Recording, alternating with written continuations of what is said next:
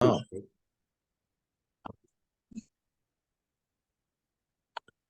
okay. So while you were gone, we moved on. Okay. I think he recorded it. It could be it was posted. I don't know what was posted just today. There was something. Mm-hmm. So what we call hey sif base. Okay. Okay.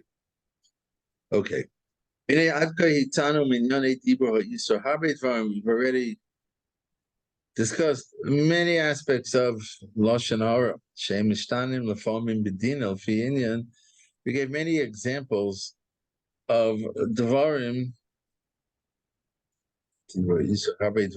that it could change halachically depending on the situation. It says now we're going to discuss Nadaber Bechelik HaGodol Shebachalokov. We're going to talk about the big part. Because in these cases we're going to discuss now, you can't find a tzadchus about the guy who's speaking the lashon hara. He has no intention for toelis when he's saying it. Just wants to speak bad. And this is more common. That almost the whole world stumbles, and it's only because of a lack of knowledge.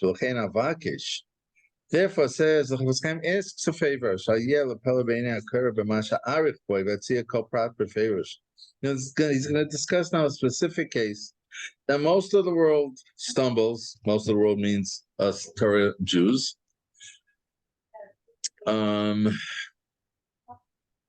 He says, I'm going to be a bit lengthier and I'm going to spell it out explicitly.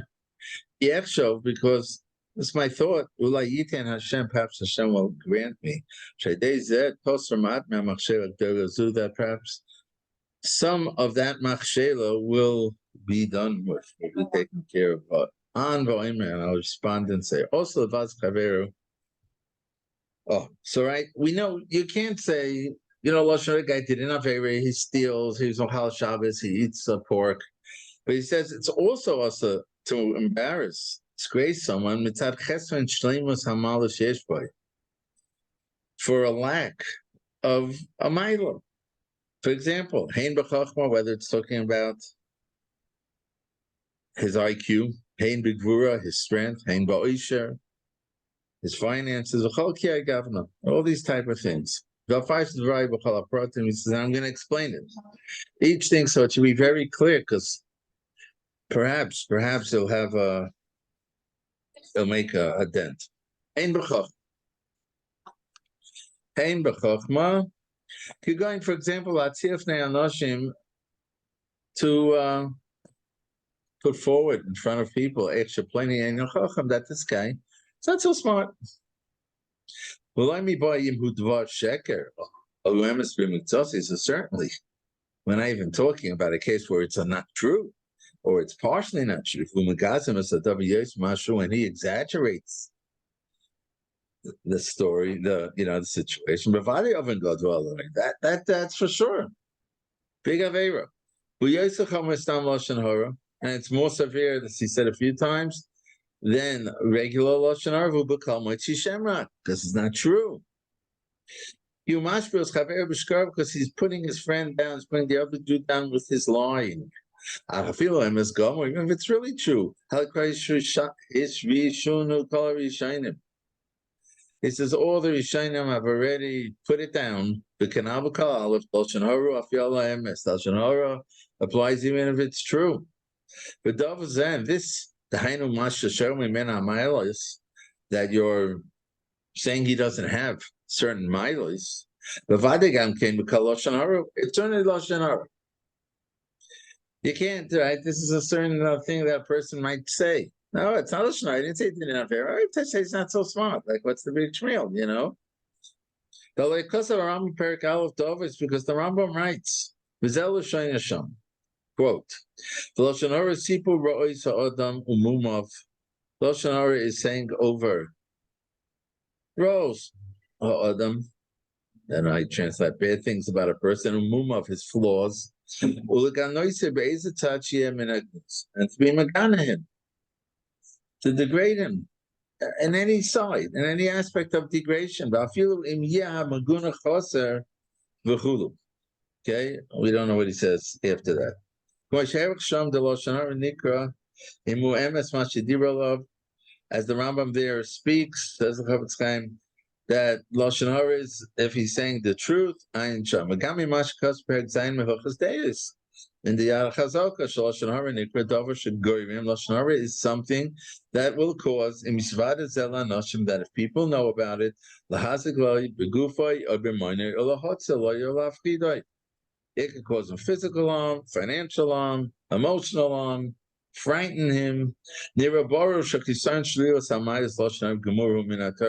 Chafetz Chaim, so it's clear that saying about someone that he's lacking in some type of maila, not that he did an act, that he did something wrong, but he himself, he's not too bright. It's because we think about it. It could cause him a financial loss. People may not want to hire him. So we call him pain. You don't want to be the class dummy. So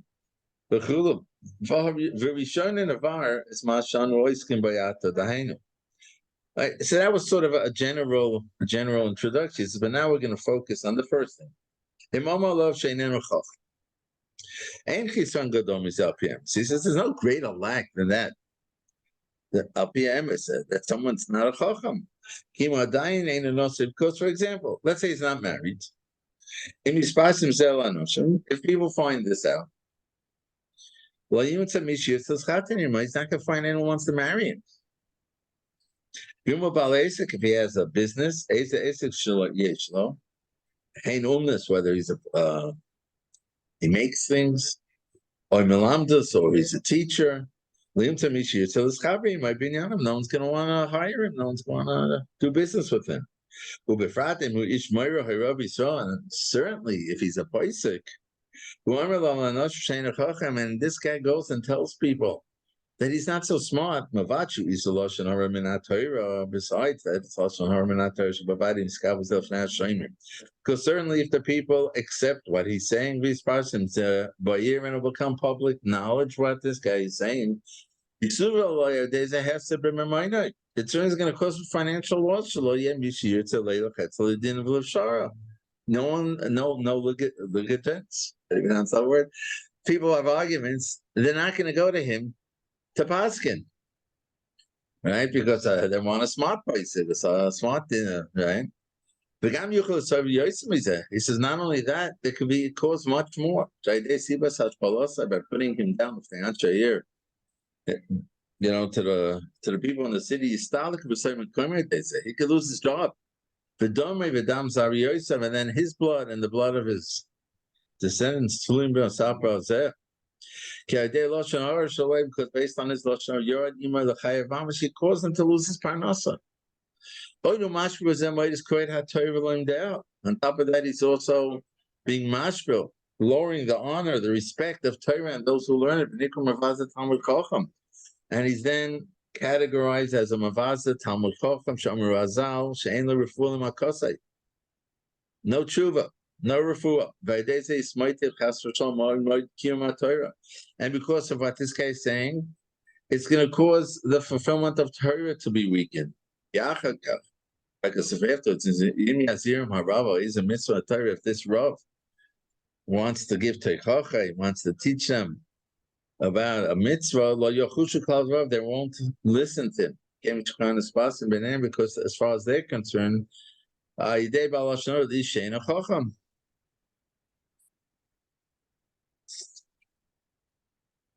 so I guess we'll stop here because the next thing is longish. Longish. Okay, and let's do now some, I think, the next piece. He basically says, And if the other if the Torah is going to try to convince you that it's really not bad, try it on yourself and see how you feel. If someone was saying it about you, suddenly you wouldn't. Oh, what do you mean? How dare he say that? Yeah, if the shoe is on the other foot, as they say. Right. That's really the test, right? When you start rationalizing.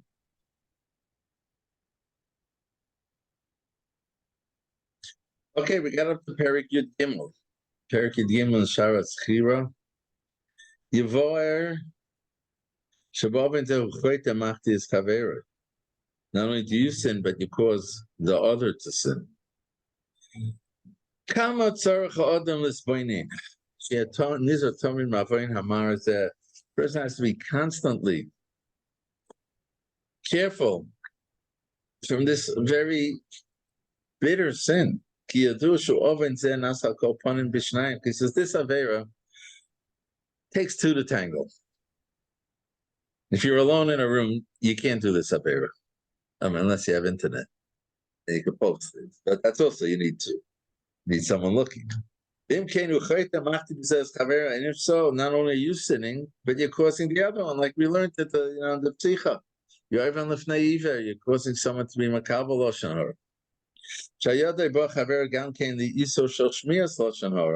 Because through you, the other is transgressing, listening to the lashon hara, the kabbalosoi. Hamavarim, Bepsicha Sefer Chavetz Chaim, and all the other stories that we discussed in the intro. If he wouldn't have said it, then I guess the other one would not have done the Avera. It's only because you're telling him a story. The one who causes another one to sin is worse than someone who kills him. Why? Because the one who kills him, okay, he's dead now. He's not in this world. But someone who causes another Jew to sin, he causes him also to lose his Olam Haba. I had a Rebbe, Yishami. Wasn't Mamish my Rebbe, but he said that he had a friend. He met his friend one morning and he was despondent. And he asked his friend, "What happened? You look broken." He said, "Today's the first day of the secular school year." He was living in Yerushalmi, he's Yerushalmi in Eretz Yisrael. He said, "There's 1 million children going to be taught Shmira. You're killing them. You're killing their souls. You're not allowed to say it, but it's worse than what the Gaim do to us. The Gaim Hargai. In any case, so the person who was speaking Lashon Hara is Machtia Sarabim. Ve'eyochi says, "My brother, take a look at Why does he say that the one who is causing is Motzieno min olam hazeh as well as olam haba? Well, why is he taking him out of this world? Yeah. By causing him to sin? I'm not sure.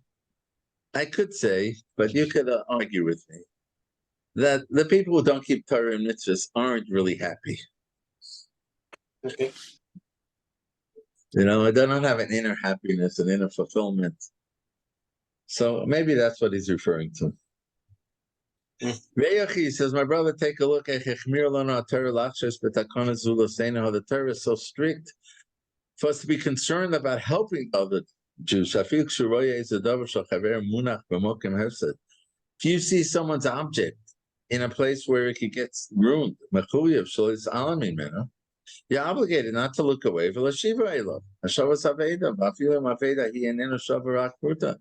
And even if it's only worth a pruta, that the loser is not going to have a lot of benefit from it. It's a cheap thing, but still, if it's worth a pruta, there's a mitzvah Shabbos Aveda. But the guy who lost it isn't even aware that he lost it. So if we find that the terrorists go so far, with the mitzvah, to be concerned about another person's property, that its value is only in this world, temporal. Kama kiflei kiflaim. So how much more? How do you have to do good for someone when it comes to his nefesh that exists to eternity? And certainly, how careful you have to be at least al kopanim, not to destroy his nefesh, which will be an eternal loss, eternal damage, and that means causing him to do an averia, being machtiah. That's certainly, it's off the charts how serious it is. All right? We're good? Yeah, do you have a Haggah? We'll do that tomorrow. Yeah, because the Haggah's a whole day. Okay. Okay. Thank you.